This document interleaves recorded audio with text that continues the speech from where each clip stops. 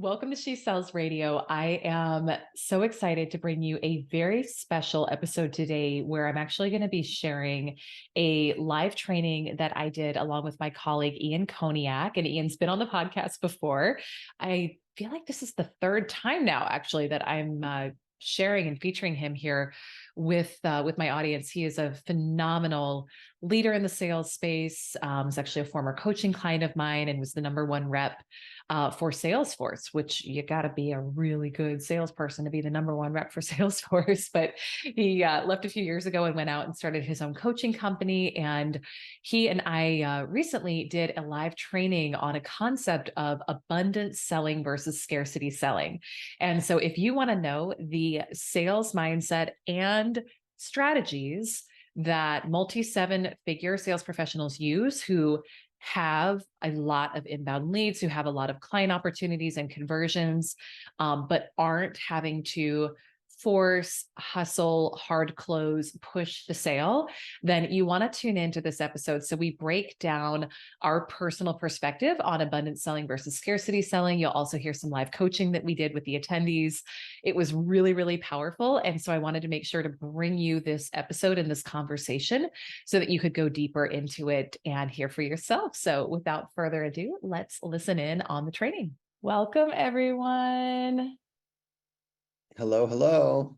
And so good to see beautiful faces popping on in. Welcome to abundance selling versus scarcity selling. I love that this topic is resonating.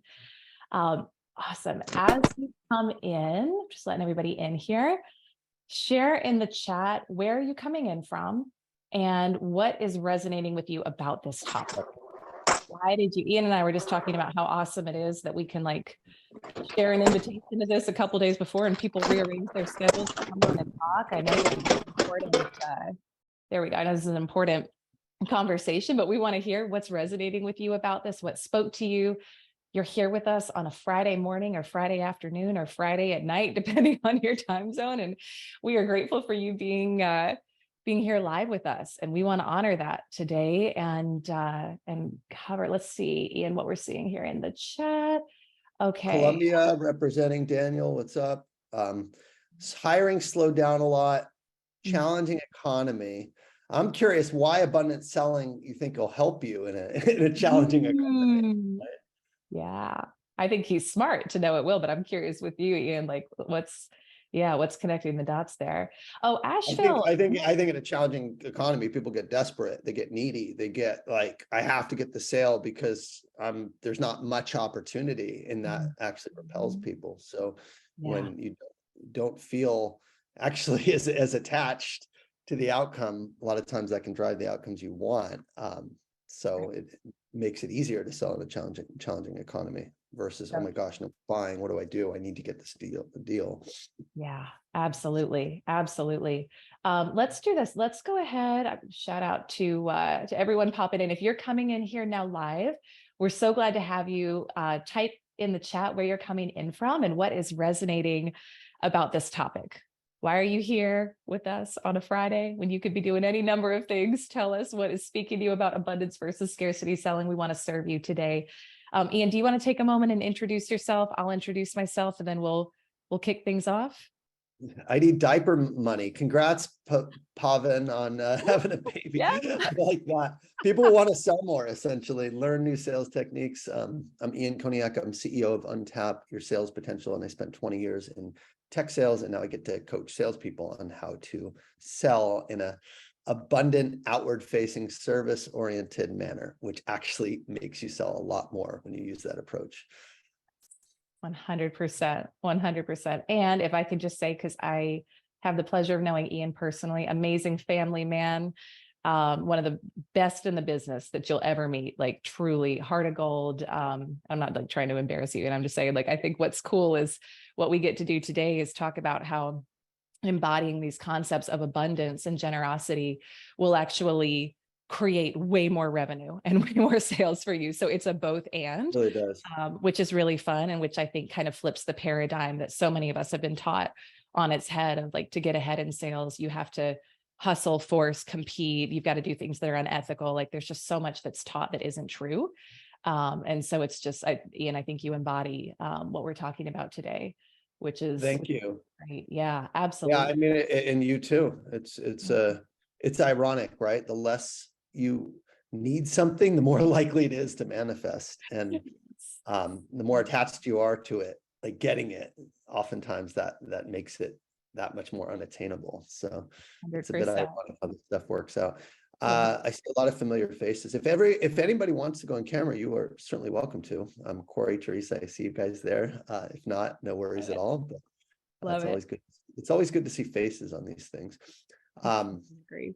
Cool. Yeah. We got people representing Hudson Valley, New York, London.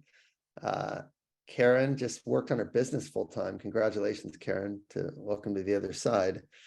Idaho. People want sales coaching, and yeah. Well, thank you for considering my program, Jason. Hopefully, we can give you a lot of value, regardless of whether you decide to join. So, Love it. Kayla nice from to see Nashville. everyone. Cool. Well, I think we're filling up pretty good. So I don't know if you're ready to kick it off, Yeah, Elyse. let's kick off. Absolutely. I'll do a quick, I'll introduce myself super quick and then we'll kick off. And we do, who here was here for the last joint training we did? Did anybody join in for that? Mindset and Habits of Sales Champions. This was like months and months ago.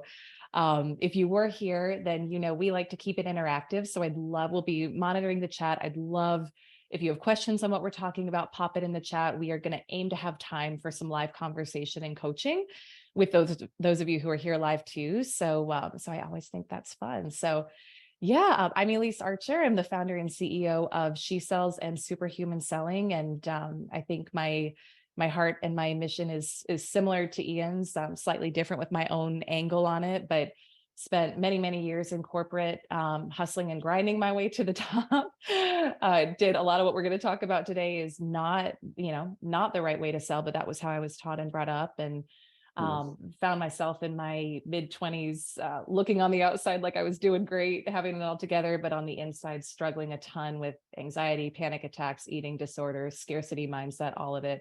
Changed my life with the concepts we're going to talk about today. Sales results skyrocketed, and my passion now is empowering sales professionals and entrepreneurs to have quantum leaps in sales and income, but doing it with these concepts that we're talking about today. So let's get into it. So Ian, why don't we just talk about abundant selling versus scarcity selling and what that means to you? Well, as you're talking, before I define it, you have to ask yourself, what is sustainable? Can you see yourself working the way that you're working right now in 20 years? If the answer is no, then something's got to give, right? So when I think about you talking about eating disorders or anxiety or any of these, I'll call them mental health challenges, I see this across sales, all at minimum, high levels of stress, high levels of anxiety, and people take that home to their families. It influences their work. And it certainly did for me. I struggled with addiction. I would work really hard, grind, hustle, and then I just had nothing left in the tank, and I would want to escape to you name it, I did it. Right? And that was the pattern, work hard, play hard for 15 years in sales, and until it got me into recovery. And frankly, it wasn't sustainable. And so when you think about abundant selling versus scarcity-based selling is like, I need to hit my quota. I need to, there's pressure. I got to perform. I got to grind it out. And ultimately, my goal is to make as much money as possible, get to the top of the leaderboard, and get results. It's a very inward focused way of selling where you are attached to your outcomes. Abundant selling is, I don't need anything. Okay. I'm here to serve. I'm here to help my clients. And if they don't want to work with me and they don't see value, it's their loss. It is literally shifting from a neediness to a service outward focus where you are not attached to the outcome. The only thing you're attached to is helping your clients. And if they don't want, need, or are willing to work with you to get help, on to the next. So that's kind of how I think about scarcity versus abundant, is service oriented versus inward, self-serving oriented. Yeah. I love that so much. And I'll share a thought, Ian, on what you said. And then I also would just love for those of you live, If you want to share in the chat, like, where do you feel like you are right now? And there's no shame. If you feel like you're in a scarcity selling mindset, it's how we're conditioned. I think it's how most people are taught to sell. It's how I did it for so many years because it's the only thing I knew. But everything changed when I learned to do it a different way. So I would just be curious to kind of get a temperature read, maybe like scale of 1 to 10, where 10 is full abundance selling, like Ian just shared, and 1 is I'm aware that I'm currently in scarcity selling. Like, where are you right now? I will say one other thing that I think shifts a lot when we're making this transition from scarcity to abundant selling is, where are you getting your validation? And this is so important. And I remember I was coaching a private client a while back who he wanted to hit 1 million in his business. And I just was like, why? I'm just curious why. And he sat back and really thought about it. And to his credit, he was super honest. And he said, you know what, I think I'll finally feel good enough then. So when we are placing our worth, our self-worth on sales numbers, revenue numbers, results, that is 100% scarcity selling, because there's a gap and a separation, right? We're creating a gap and a separation between us and our goals. And we're saying, when I am there, then I will be good enough. Then I will be valid. Then I will be worthy. And we're always chasing. It's never enough in that energy.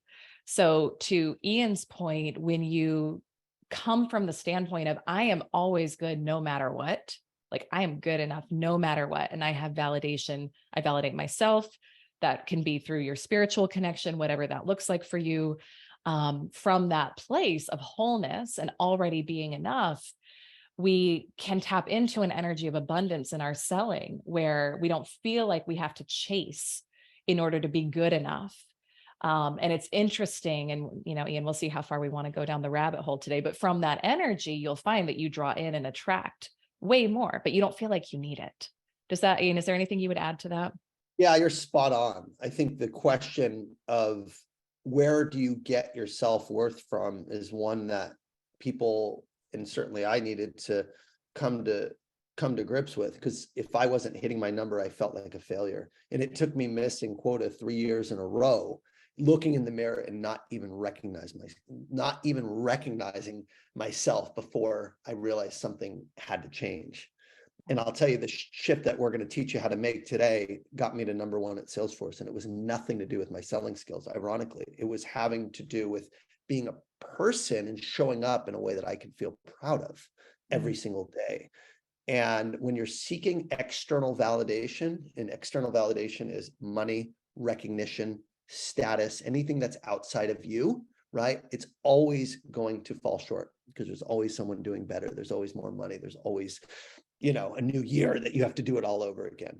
But when you find internal validation, which comes from connections, from growth, from contribution, from purpose, from feeling like you are actually living with integrity with your values and giving your all to something that you actually care about, you can sleep well at night. And again, we're kind of getting into that, but that's a separation from external. That's, I'm doing all I can. And what I find when I coach people, and I see this almost with everyone who starts in the program, is they are in a place where they're not upset because they're not hitting their numbers per se, or they're not hitting their goals. They're upset because they're actually not doing the things they promise themselves every single day. And they don't feel like they're giving 100% towards the areas that are most important. And there's so many reasons for that. It's not their fault. I think people are working very hard, but it's this feeling of the end of the day is here and I didn't do what I wanted to do. And it's this kind of vicious cycle. So that's really what it takes to get to a place where you can feel worthy. Is, did you put in a day where you feel proud of? Did you plan the day and execute the things that you actually need to do to control the controllables? And when you get to that place consistently over and over again, you're going to really get your worth from the efforts and from really addressing some of your challenges of how you show up. And at the end of the day, the results are a simple outcome of that way of working. But that's ultimately, if you look at any of the top coaches in the world, we're talking about Nick Saban at Alabama, or Joe Walsh, or anyone, UCLA Bruins, it's always process, process, process, process. And people are chasing prize, prize, prize, prize, prize. And that's the challenge that I see is when you can just trust the process and show up consistently, you don't need to get that validation because you've already won, period. So I think we're jumping ahead a little bit, but it touches on what you're talking about is where does your worth come from? And your worth should come from your effort and getting to a place where you really are doing all you can. And that's hard to get to because of habits and distractions and limiting beliefs and imposter syndrome, you name it, perfectionism. But that's ultimately the work that we're talking about here. I love that. Well, and I think that actually ties in, and I see some great questions coming in the chat, so we're going to circle back to those. But I think that ties in with the next thing we wanted to talk about, Ian, which is what is the application of this? So what does this actually look like to make that, like, how does abundance selling show up in your day, in your life? We'll talk next about how to make the shift, but how do we know if we're in abundance selling, and what does it look like even on a sales call or a DM and outreach? How do you? Here's how it looks. Here's how it looks. Okay. No agenda. Your agenda is to actually see if you can help somebody. When you go on a discovery call with a client, when you actually like show up, it's, I don't know you. I'm not here to pitch my product. I actually want to learn about you and see where you're struggling, why you took the call, and see if we potentially can help you. And if so, great. We can talk about what that looks like, but I don't want to pitch or sell or show anything until I know your situation because I'm here to serve. So let's talk about you and why you took this call. Where are you struggling? Tell me what the impact of your challenges are today. What are the outcomes you want? What are the metrics you want? It's all about them. We're talking 20% talking and 80% them talking, right? It's all really questions about them, their business, their role, what's not happening, and really digging deep. So the one word I would say is listening. Well, two words: curiosity and active listening. And when I say active listening, what that looks like is listening with the intention of understanding rather than the intention of replying. So if you're thinking about what you're going to say next, based on what they say, your brain is already holding that thought versus actively listening and just being curious. So that's kind of like how it feels in a sales call. It feels like, hold on, let's get to the truth. Let's get to what if someone tells me they're having a problem. I'm like, okay, so what? Why is it a problem? How do you feel about it? How's it impacting you? How long has it gone on for? Why do you want to change it now? It's literally 4, 5, 6, 7 questions to get to the truth, because if they don't really need help or want help, then let's not go down this road of demos and proposals and business cases. Let's really understand at the beginning why they're talking. This isn't a show and tell. This isn't get more information. We are here to help and to serve. And it's a very conversational motion about their business. And that's kind of how it feels on a sales call. Yeah, absolutely. And something I want to talk through, because we're getting quite a few questions in the chat, which I think is a really good question. It's like, I get this, I know this, and there's requirements, there's quota that has to be met, there's pressure, economy, I've got to meet these numbers. How in the world do I balance that with being in this type of non-attached energy where, like, if it happens, it happens. If not, I'm good. I can speak, you speak first and then I'll share kind of my own experience. I want you to speak. I'm giving a lot of, I want to hear your because I know you have a lot to say on this. So why don't you take this? Yeah. I mean, so I can't speak to this without pulling in spirit for me, like there's no way to do it without, because when I was so attached to the number and so attached to having to hit it, and that was my self-worth and my validation, it also was coming from a place of, that was the only place where I got my safety, my security, my validation, et cetera, was an external perception and what other people thought of me. For me, it involved going on a deeper spiritual journey of learning who I really was, getting my validation and self-worth from something completely outside of my numbers, which was inside of me, and my connection with my own, with my creator and how I see that. And then learning to, it helped me be very detached from the numbers, from that place, Yeah. from that energy of detachment. I was able to shift the energy into one of, let me see how I can serve, because I actually realized I don't really need this person to buy from me to be okay. I don't need this money even to be okay, which I know can feel challenging when there is so much pressure, whether it's from corporate or whether it's from yourself. I think all pressure is really self-imposed. You can get pressure from outside, but you can decide whether you want to accept that or not. And then from that place of non-attachment, my sales improved dramatically. But it was an inner shift first. Ian, would you say the same thing? Or for me, it's kind of like an Yeah, I awakening. would add to that. I think, Yeah. again, when you hit a rock bottom, whether it's with anxiety or addiction or just feeling like just horrible and miserable because you're not performing, you get to a point where you say something's got to give. I can't keep living or thinking this way because it's exhausting and it's not healthy, right? And that's kind of sometimes what it takes to get to. And when you go down that road and you find that there's a void that you can fill in a spiritual sense, absolutely, that's the foundation of everything, right? If you can show up with love and with service and with kindness, when you overcome those kind of behaviors that you're personally doing, you're so proud.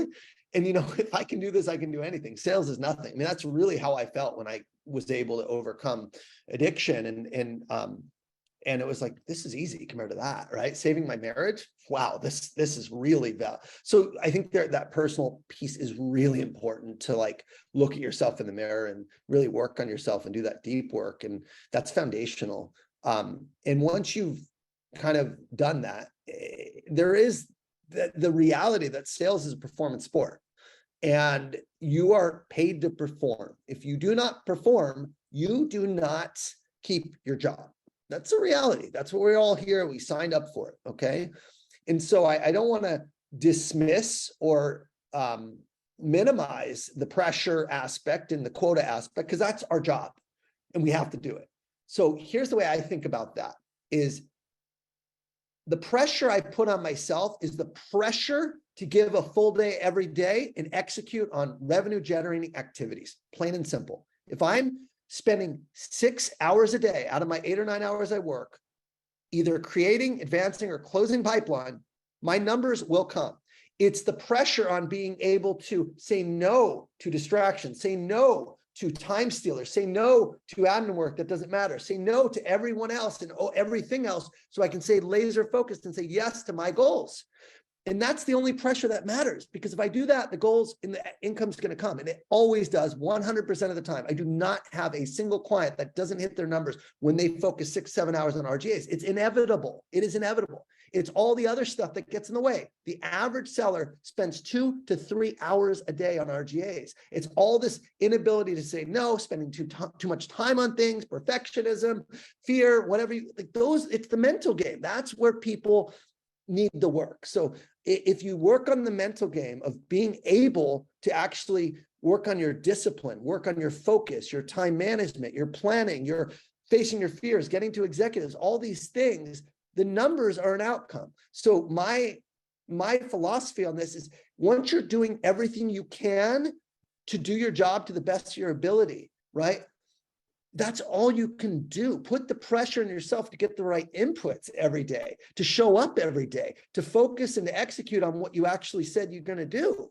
That's all you can put the pressure on, and the number's going to come. The number's external to you, okay? But how you show up and what you choose to do with your time, you control. So that's the first thing. The second thing is, this is not a mutually exclusive way of working. You have your quota here, and we're talking about how you engage with your clients and how you interact with people when we talk about abundant selling. So this has nothing to do with your quota. Okay, this has to do with how you show up for your clients in service. If you're needy and you're thinking about, I need to perform, you're not going to be thinking about them, because you're thinking about yourself first. So here's what I will tell you. There's a great quote called from Zig Ziglar, and he says, the best way to get what you want is to help others get what they want first. And that's what abundant selling is in a nutshell. It's really about understanding what other people want. What are the outcomes they want? What are the priorities they want? What are the goals they have? And how can you help them get it? Through use of your product and service and the expertise around making that customer successful in the areas that you can impact for them. That's what this is about. It's nothing more than that. So it's not mutually exclusive. If you sell this way and you approach this way, customers, you will win at 60 or 70% of your deals. You will versus 20 to 30. Because you are going to understand more. You're going to go deeper. You're going to do the right thing. You're going to bring in partners. You're going to look at customer success. You're going to look at their situation a lot closer versus jumping to demo, jumping to proposal before it's fully qualified. So I just think that the two are totally different. You just kind of got to ease the pressure and say, the pressure is on myself to do the right thing and help my clients. And then the results are going to be what they're going to be. And typically, again, they end up being wildly more than if you're just focused on closing, which kind of like, again, it's very salesy. Customers can smell the commission breath a mile away, and it ends up actually hurting your deals versus helping your deals. Amen, amen, amen. I love it. I love it. I would add two things to that. I think that was so brilliant and such a very tangible, okay, I get this. I understand it's on let me focus on the work I'm putting in every day. I think two things that are important to remember are, number one, the energy in which you do a thing will determine the outcome of a thing. So if you are going into your sales calls and your conversations or your prospecting with an energy of scarcity, with an energy of fear, with an energy of not enoughness, you're going to get that back in your results. So if you can come into it with that energy of abundance, generosity, service, which, by the way, feels a heck of a lot better to you anyway than the others. So be kind to yourself, like giving yourself the gift of just being able to show up in that energy. You're going to feel better the whole way. You're going to get better results, but your results are going to be mirrored in that. So I'm very conscious of my energy when I'm going into a sales conversation or prospecting, or a webinar, whatever it is, just being so mindful of what's my state right now, because that's going to be mirrored back. You're going to pick up on that. That's going to be mirrored back. Your customers are going to feel that. And then the second thing, and this was really where I had to drop my ego. It was getting really humble and looking at, when I was in scarcity selling mode, what results is it producing? If it's producing the results I want, cool, then that means I should keep doing it. But if it's not producing the results I want, and it wasn't, there's got to be a different way. Even though my belief systems and my ego are telling me this is the only way to get there, because that's what I've known. So I started studying top producers and I think this is so important with coaching and mentoring, because I firmly believe in it. Obviously, it's what I do. It's what Ian does. But I would start to look at people who not only had the results that I wanted, but also had the energy and the way of being that I wanted. Because you can outcompete, force, hustle your way to the top, but that's still scarcity selling, and you're going to get there. And that's when people have health crises. They have things fall apart in their life. It is never enough. So I want to learn from people who have great results and have the sales and financial results that I want, but also seem to be happy and have a great, for me, family life is important. So have a great family life and they're healthy. And what's their energy and what is their way of being when they are running their day? I love how Ian broke down, just bringing your top performance to everything you do throughout the day, and just really focusing on what am I putting in? Because that is what we can focus on. So I would study okay, if I was studying Ian, it would be okay, how does he show up? What's his energy? Is he generous? Right? Because that was something I had to recondition. Generosity wasn't something I was really conditioned with growing up. And I wanted to be so bad, but I had a lot of limiting beliefs that I was going to get taken advantage of, or there wasn't enough money. And I had to look and be well, is that getting me the results I want? Or go ahead, Ian. You're there's stuff you want to say this, but yeah. I'm just dying right now. Cause you're right. It's, you actually have to be a good person to be a good salesperson. I know it sounds kind of cliche, but what I mean is you have to care about others in a way that is bigger than just you. And I think I didn't, honestly. I think I didn't. I think I cared about myself. I think I cared about my family, but I didn't genuinely care about my customers being successful. I cared about them signing on the dotted line. Yeah. And that's like a big shift now in my program. I mean, it's just like, I really freaking care about helping salespeople. Yes, make more money. Okay, whatever. That's not what I care about. What I care about is helping them feel good about themselves and helping them get to a place where they are the person that they've always wanted to be. People talk about manifesting a lot, and manifesting is like a big buzzword or whatever. And I got interviewed a couple days ago on what is manifestation 2.0. And think of manifestation 1.0 as, I want this beautiful home and I'm going to manifest this thing that I want, and I'm going to get to this thing, this future state of having these things. And it can work if you put in the work. You can't just wish something, obviously, but genuinely, if you watch The Secret or if you watch any of anything on manifestation, it's about having vision, visualizing it, and looking at that every day so you know kind of what you're working towards. But it definitely is like a future. This is what I want my life to look like. Whereas manifestation 2.0 is, this is the person I want to become. And if you think about that, you have that opportunity every day.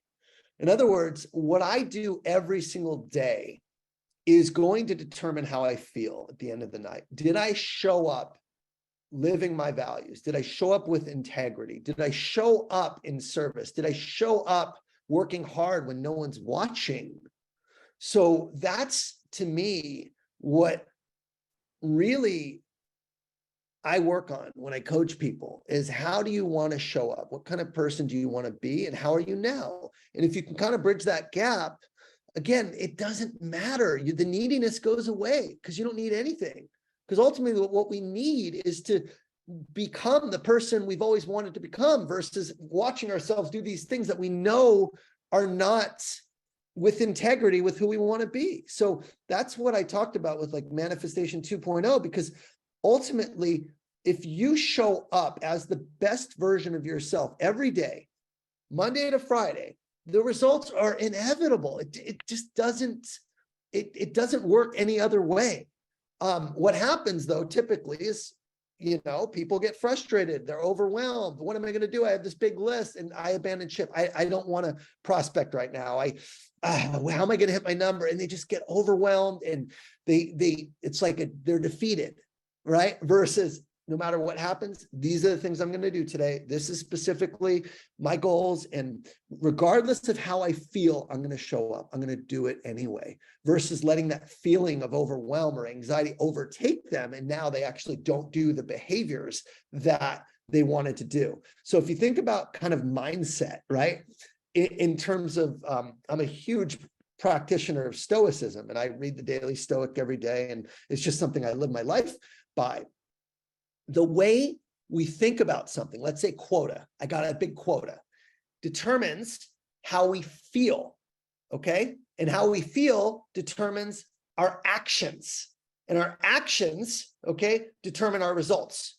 And so if you feel like, oh my God, this quota is too big, I'm never going to hit it, I'm going to feel anxiety, I'm going to feel overwhelmed, and the way I'm going to be working and my action is going to reflect that. It's going to be a place of desperation.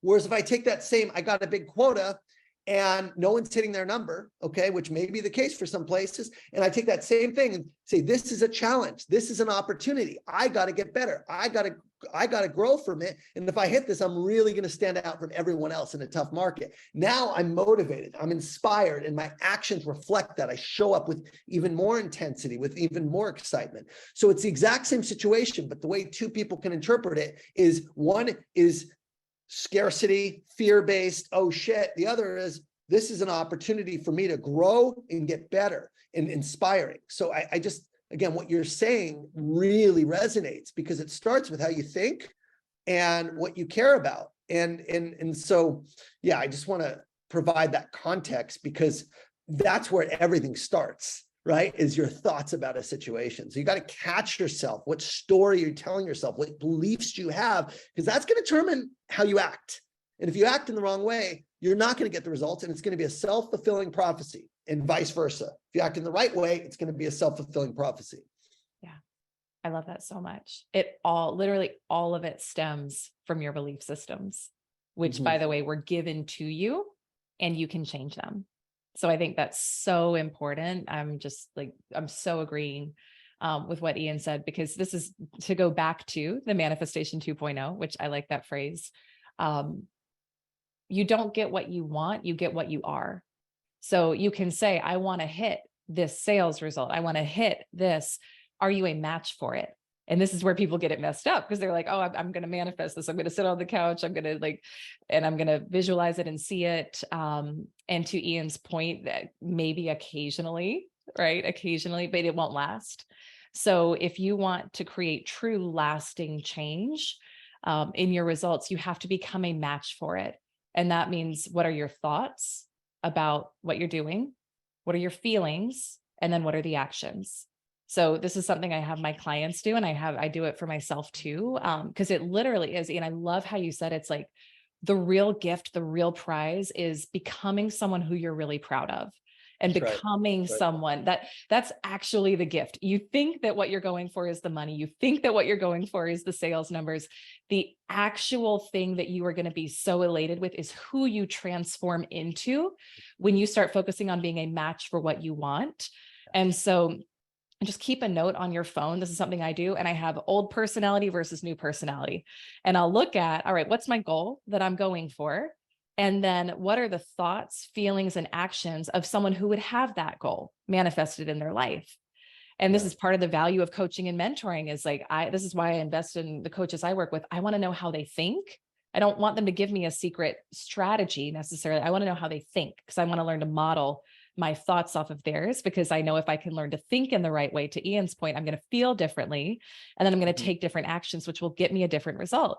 But I want to be very aware of what are the thoughts, feelings, and actions of someone who has that abundant result in their career, in their sales.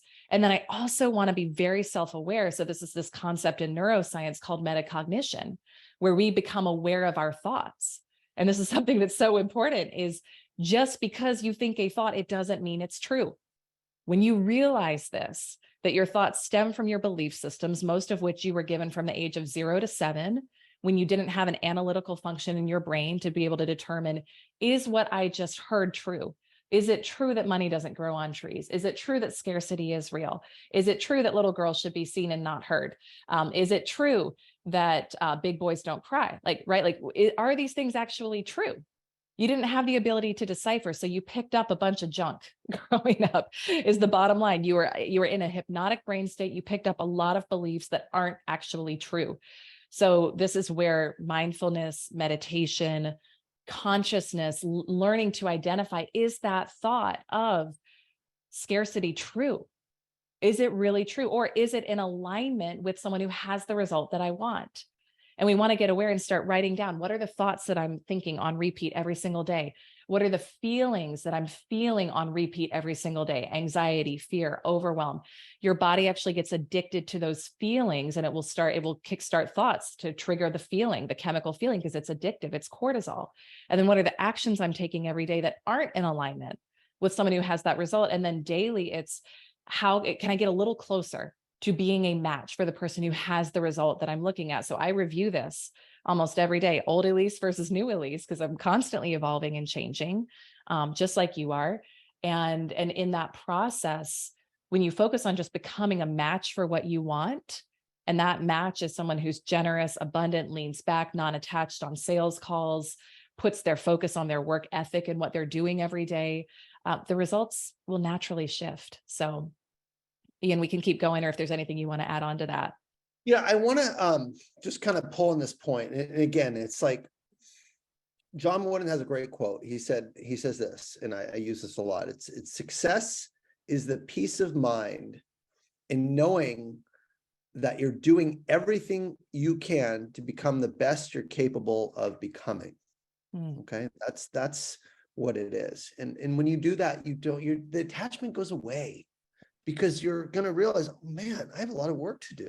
I can be a little kinder to my spouse. I can be a little more disciplined with my time. Wait a minute, I need to get organized. And it's like you are constantly identifying areas that you can improve and grow in. And again, when you're constantly getting better and constantly working on yourself, your skills get better, your engagement gets better, your time management gets better, everything gets better. So it does start with actually working on yourself. And I didn't think we would go here. I thought we'd just talk about what the selling looks like, but it really is that's the first step, is you got to look in the mirror, right? And say, why am I a scarcity-based seller? Well, it's because I'm attached to this external thing. And I have I'll just share this. I think I probably can give this to, I don't know if I can give this out. I might be able to. If I can, I will. This is, just to kind of share a quick story. Back in 2020, okay, I had started a coaching business. It was going well. And I had a baby, and I also got into recovery. And like by every measure, like I was really successful in that sense. Like I overcame some demons. I saved my marriage. I had this beautiful boy, and life was so beautiful. And then I go on paternity leave, and I come back, and I'm staring 50% of quota with only a quarter to go. It was like, oh shit. And then boom, that imposter syndrome took over. It's like, I'm not worthy. If I don't hit my number, I'm going to fail. And I literally was so close to quitting just to do my coaching business, because I didn't want to face the possibility of failing. And I was in therapy at the time, and I told my therapist this, and I told some mentors this, and I said, should I quit? And when I was quitting, and my reason for wanting to quit was so I can leave on a high note. I could leave over plan without, missing or facing the possibility of missing my quota. Because God forbid I could coach and be a successful coach without being a top performer, right? That was my limiting belief. And that's when I knew I had to face my fear. Okay. And I went back, because I said, if I'm really going to teach and coach that you're more than your number, I need to face risking missing my number. So here's what I did.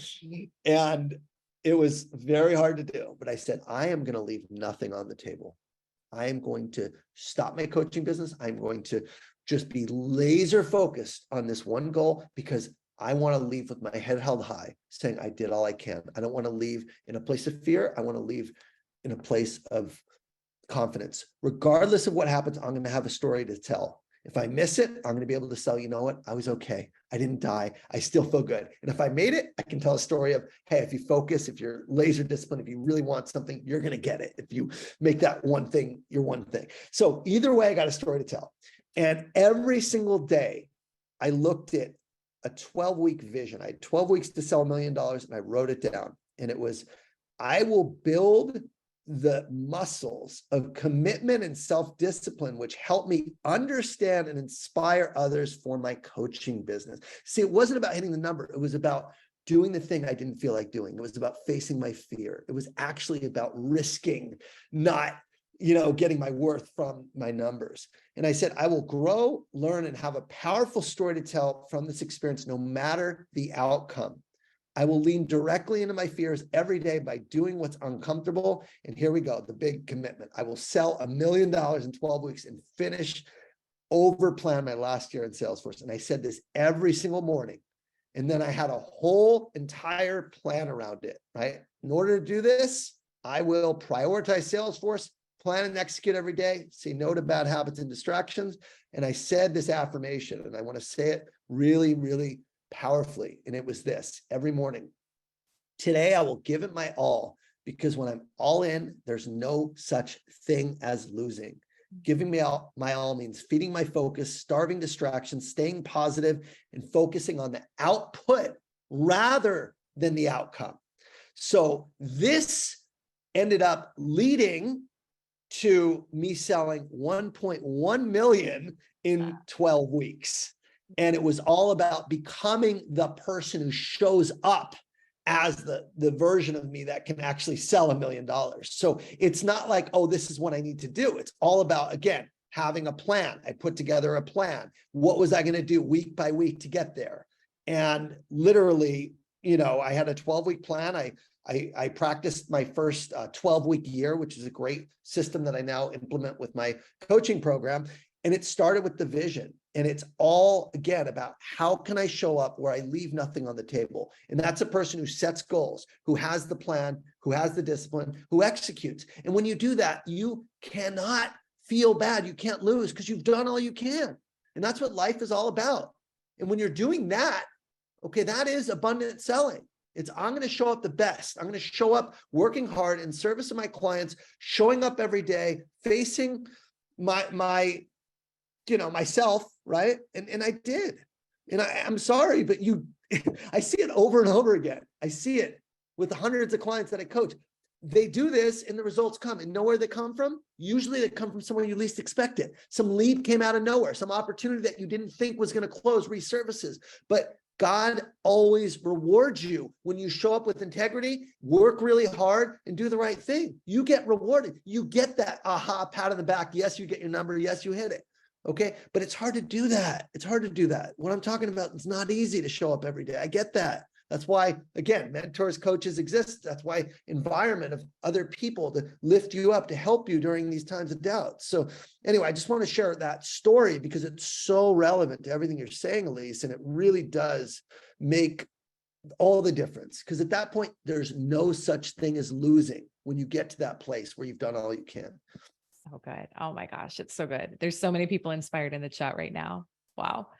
Good. Do we, Ian, do we goal. want to open it up? Yeah, no, that's incredible. Do we want to Yeah. open it up for some questions and talking? Yeah. I think live coaching. Are you up for if we have people raise their hands and we can? If you could, yeah, if you can raise your hand in the chat, Elyse and I will coach any questions you have for the next 12 minutes or so, and then we can go from there. Yeah, it's intense because I feel very passionately about it. Yeah.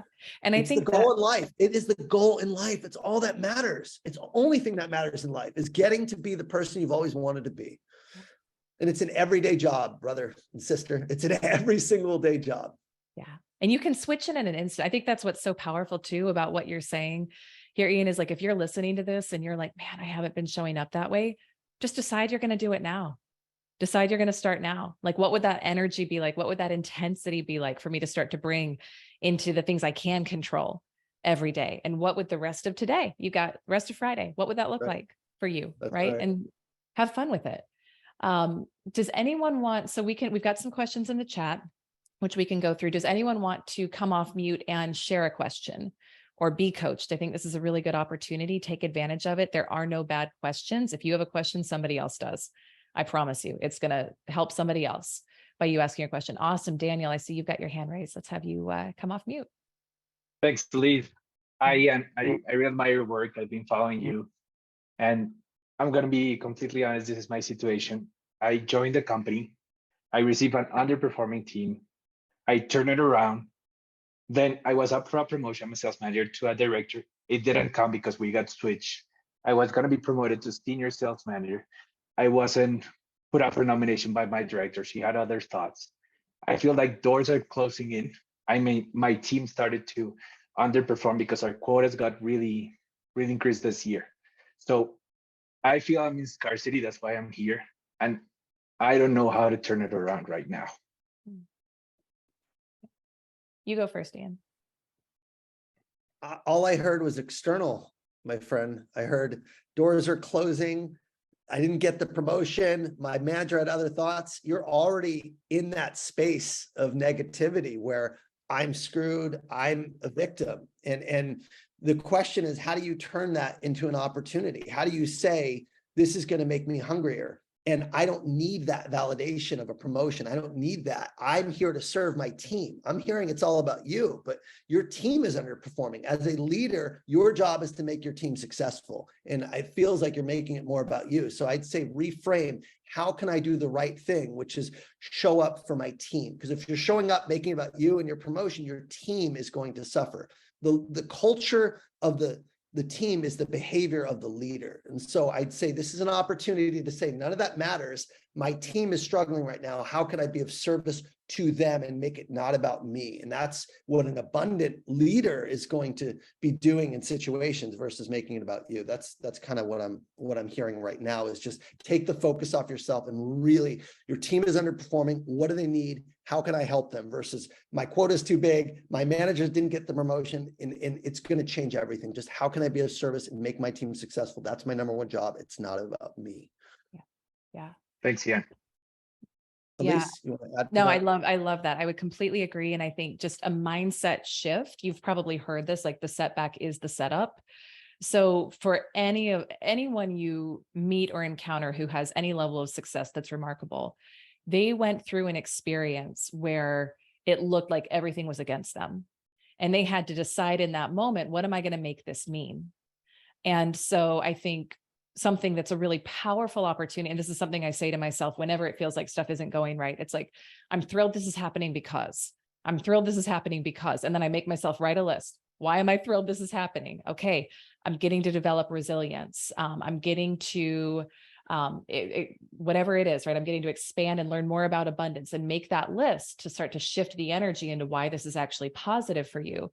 And then to that point, what's the outcome that you want? What's the outcome? If you could have it any way, what's the outcome that you want? And then how do you become a match for that? Right. So make that list. What are the thoughts? What are the feelings? What are the behaviors of someone who is going to have that outcome?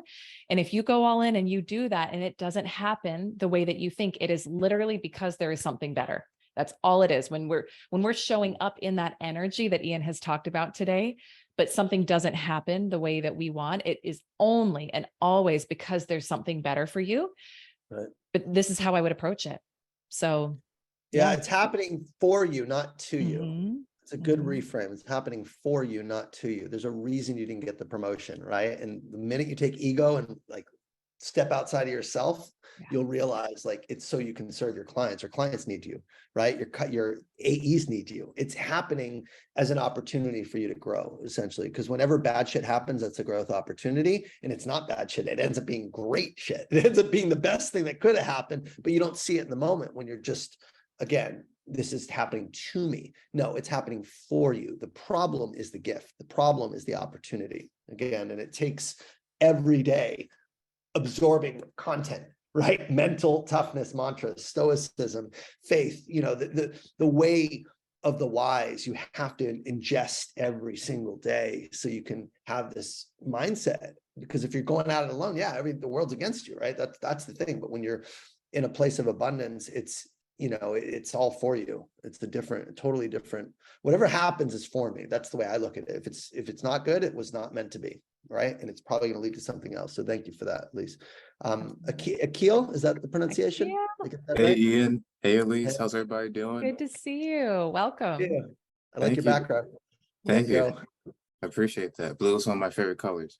But my question for you guys is, to be honest, I'm not in sales. I used to be, but I believe sales and whatever career path that we do choose, you are selling yourself. So my question is, how do you keep a positive mindset, even though when things are, kind of stressing you out at work and you want to get to the abundance?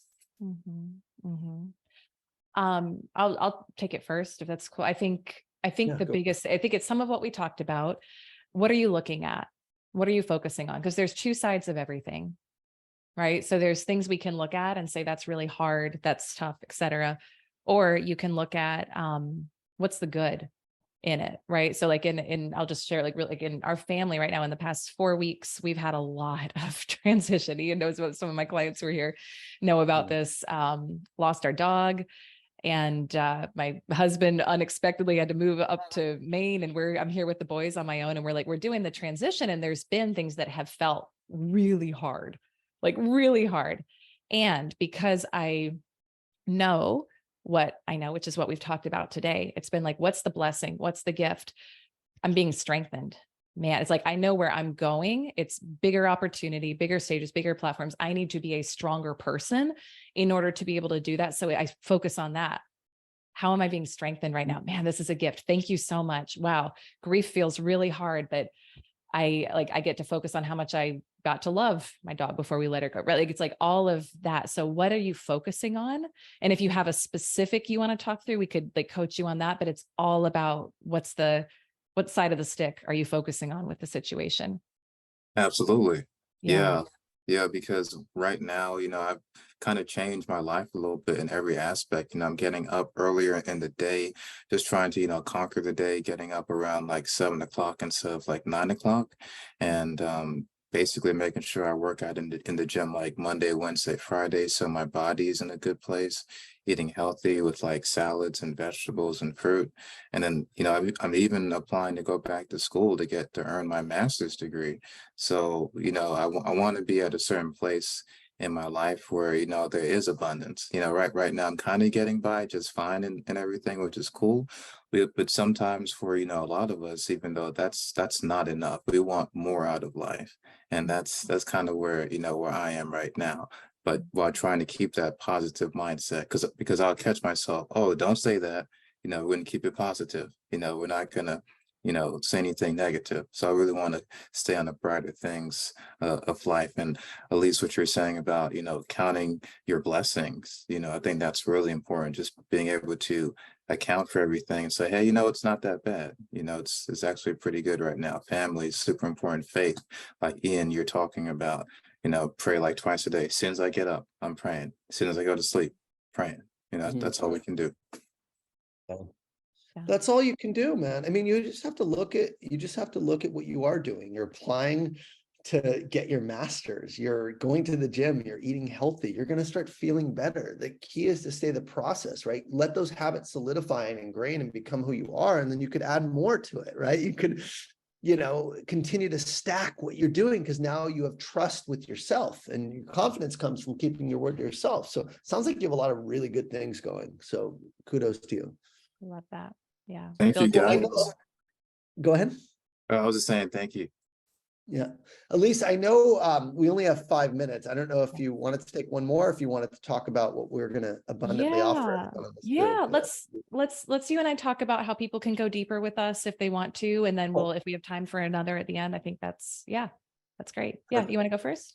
Sure. So I've been actively promoting this, but I have a coaching program where it could be online coaching, it could be group coaching or one-on-one coaching. And it's been massively impactful for my clients. They are getting great results in a tough market in terms of selling this way. And for people that want to go deeper and want to learn how to embody not only an abundant selling mindset, but also all the right habits and all the skills that you need to accompany that, my Untap Your Sales Potential right now is open for enrollment. It's enrolling through the end of this month. It is nearly full. So as in the spirit of abundance, for anyone who attended this call or registered, what I'm going to be doing is for the first time, actually helping make it a little easier for people to afford my coaching programs, because it is only a couple days away before we close enrollment. So I put the link in the chat,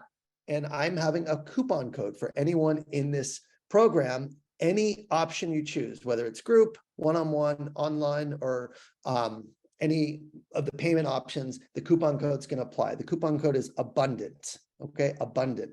And if you put that into any of the offers at the bottom of the page, depending on what level of coaching you want, it'll take 15% off of either the annual rate or the monthly rate. And so we are closing it out. We are making a push to fill up the program. So if you are serious about bettering yourself, this is a life-changing opportunity. I'd love to support you, and hopefully I can see you there. So use that code and get 15% off, and we can work together in a more extended capacity. Back to you, Elyse. That's amazing. That's amazing. It's such a great opportunity to be in Ian's energy and get that experience. Yeah. And I'll share too on our end. And it's funny, when we planned this, we didn't plan to have stuff going on necessarily behind the scenes where you can engage with us further, but it just so happens that both Ian and I have something going on.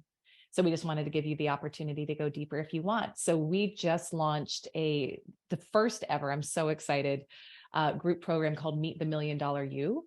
So having gone on the journey myself of going from being a 6 to a 7-figure earner, it is so fun and so powerful to become the version of you who makes 7 figures. And so this is also the first program we've ever done that traditionally we do programs for women.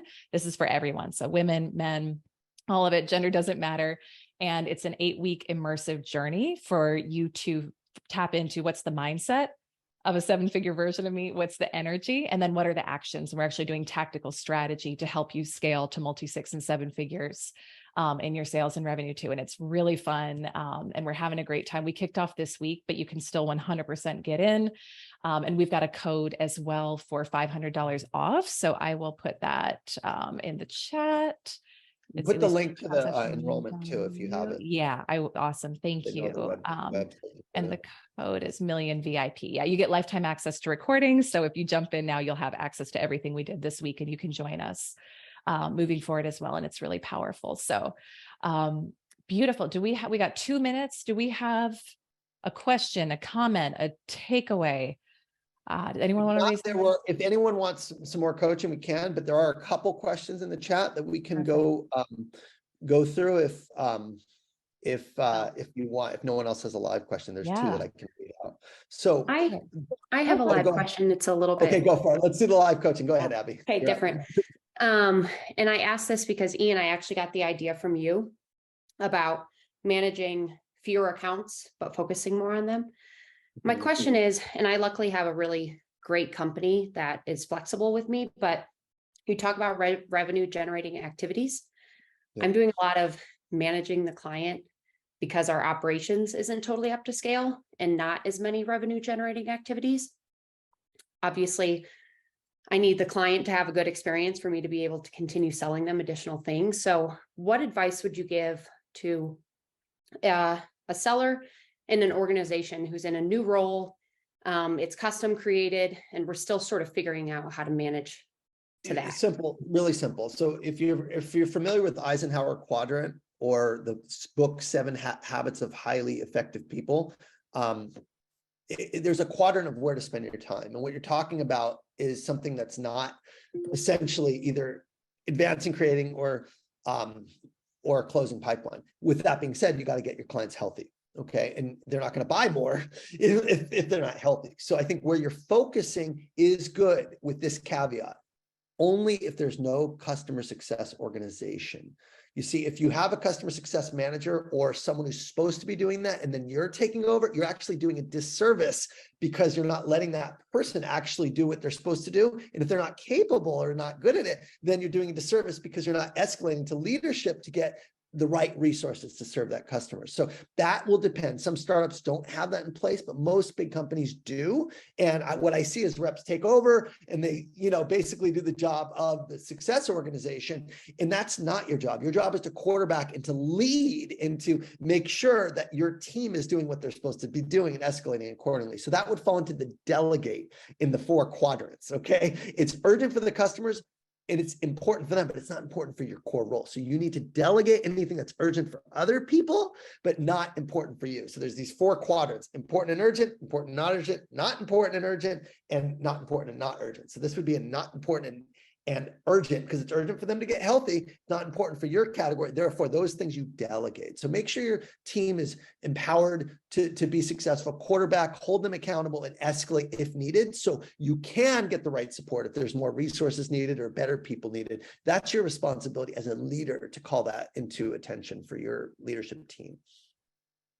Thanks, Ian. I don't know if you have anything else to add, Elyse, but probably a little bit of that: delegate and remove control and allow things to maybe fail a little bit. Let people do their jobs, and if they can't do it, then you're the person that makes the changes and makes people aware of the changes that need to happen to give this customer the service they need. So just reframe what your job is. That's how I would look at it. Elyse, anything to add? Amazing. I think we're at time. No, we're 2 minutes past. No, that was great. Thank you so much, everyone. This was so fun. We'll do another one of these. We're, I think, doing these quarterly. We're talking about doing it. So we appreciate all of you being here, and you're amazing. Thank you so much. Yes, thank you everyone so much. And Elyse, thank you for co-hosting and Same, my friend. doing this up. Great job, everyone. Take care. All right, take care. Bye-bye.